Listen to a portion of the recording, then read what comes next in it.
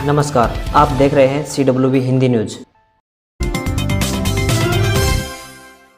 आज देश 73वां गणतंत्र दिवस मना रहा है। सेनाओं ने राजपथ, एयरफोर्स ने आसमान में दिखाया शौर्य। राजपथ पर करीब 90 मिनट तक परेड चली। राष्ट्रगान और 21 तोपों की सलामी के बाद राष्ट्रपति ने जम्मू कश्मीर पुलिस के ASI बाबूराम को मरणोपरांत अशोक चक्र प्रदान किया। राजपथ के ऊपर राफेल विमान भी गरजे और ध्रुव हेलीकॉप्टर्स ने आसमान में तिरंगा फहराया।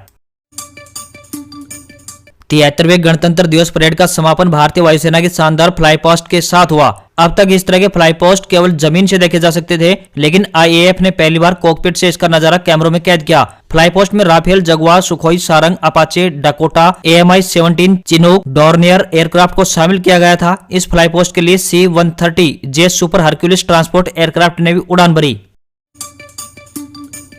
RRB NTPC के रिजल्ट में धांधली के विरोध में यूपी बिहार में छात्रों का प्रदर्शन जारी। गया जंक्शन पर आक्रोशित छात्रों ने ट्रेन में आग लगा दी। हालात को काबू करने के लिए पुलिस ने आंसू गैस के गोले छोड़े। जहानाबाद, समस्तीपुर, रोहतास समेत कई इलाकों में छात्र रेलवे ट्रैक पर उतर गए। रेल मंत्रालय ने NTPC और लेवल 1 परीक्षा पर फिलहाल रोक लगा दी है। बता दें कि देश भर में 1.26 करोड़ छात्रों ने परीक्षा के लिए आवेदन किया था।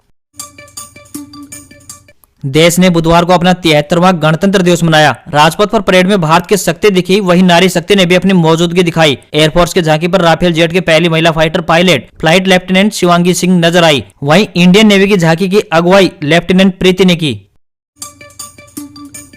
अब राजस्थान में भी होगी बीटिंग रिट्रीट। बीकानेर और जैसलमेर में वाघा बॉर्डर की तर्ज पर शुरू होगी सेरेमनी। विदेशी नागरिक नहीं आ सकेंगे। BSF ने इसके लिए तैयारी शुरू कर दी है और फरवरी के दूसरे सप्ताह में ये आयोजन आम नागरिकों के लिए शुरू हो जाएगा। जैसलमेर में तनोट माता मंदिर के आगे इसे डेवलप किया गया है। वाघा बॉर्डर से तुलना करें तो सिर्फ पाकिस्तानी रेंजर्स इस परेड में शामिल नहीं होंगे, जबकि शेष सारा आयोजन वैसा ही होगा। प्रयास रहेगा कि यह आयोजन हर रविवार को हो।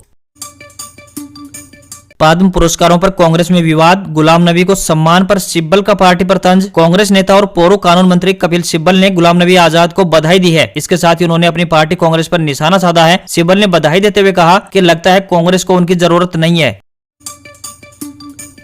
देश में लगातार 4 दिनों तक नए कोरोना केस में गिरावट के बाद एक बार फिर केस बढ़े हैं। मंगलवार को 2,83,499 मामले सामने आए हैं। इसी दौरान 2.98 लाख लोग ठीक भी हुए हैं, जबकि 659 लोगों की मौत हो गई।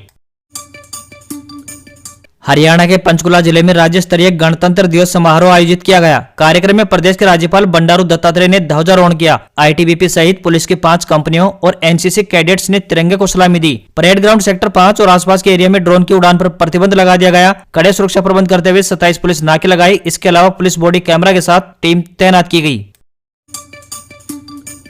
आपके लिए जॉब न्यूज। युवतियों और युवकों के लिए बम्पर भर्ती। लैब टेक्नीशियन सहित 2,900 से ज्यादा पद खाली। नेशनल हेल्थ मिशन यानी NHM यूपी ने लैब टेक्नीशियन सहित कई पदों के लिए योग्य लड़कियों और लड़कों से आवेदन मांगे हैं। आवेदन करने की अंतिम तिथि 4 फरवरी 2022 तय की गई है।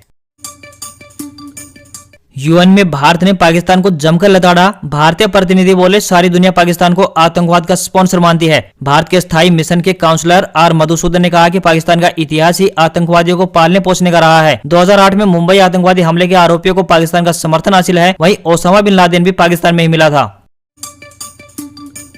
युद्ध छिड़ा तो तहस नहस हो जाएगा यूक्रेन। ब्रिटेन की चेतावनी। सेकेंड वर्ल्ड वॉर के बाद सबसे बड़ी तबाही होगी। वहां सिर्फ बंजर जमीन बचेगी। हालांकि इस तबाही से किसी का फायदा नहीं होगा। कुछ वक्त पहले ब्रिटेन के प्रधानमंत्री बोरिस जॉनसन ने रूसी राष्ट्रपति व्लादिमीर पुतिन को यूक्रेन पर हमले की स्थिति में गंभीर नतीजे भुगतने की चेतावनी दी है।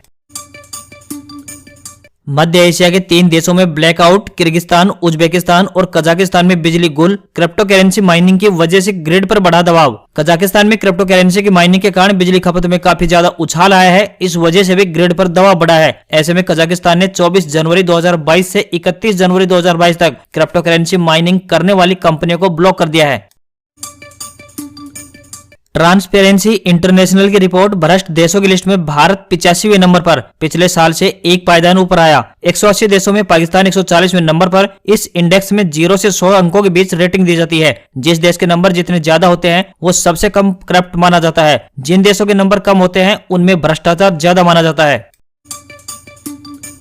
बैंक ऑफ बड़ौदा में निकली भर्ती। 50 साल तक के उम्मीदवार कर सकेंगे आवेदन। इंटरव्यू के आधार पर होगा चयन। बैंक ऑफ बड़ौदा ने वेल्थ मैनेजमेंट सर्विसेज और ग्रामीण कृषि बैंकिंग विभाग में भर्ती निकाली है। अभ्यर्थी 27 जनवरी तक बैंक ऑफ बड़ौदा की वेबसाइट bankofbaroda.in पर जाकर ऑनलाइन आवेदन कर सकते हैं। जियो के धांसू प्लान से छूटे एयरटेल वोडाफोन आइडिया के पसीने 150 रुपए से कम में रोज मिलेगा 1 GB डेटा। जियो के 149 रुपए वाले प्लान में 20 दिन की वैलिडिटी मिलती है। इस प्लान में यूजर को प्रतिदिन 1 GB डेटा मिलता है। वहीं जियो के एक अन्य प्लान यानी 179 रुपए वाले प्लान में 24 दिन की वैलिडिटी मिलती है। इस प्लान में यूजर को प्रतिदिन 1 GB डेटा दिया जाता है।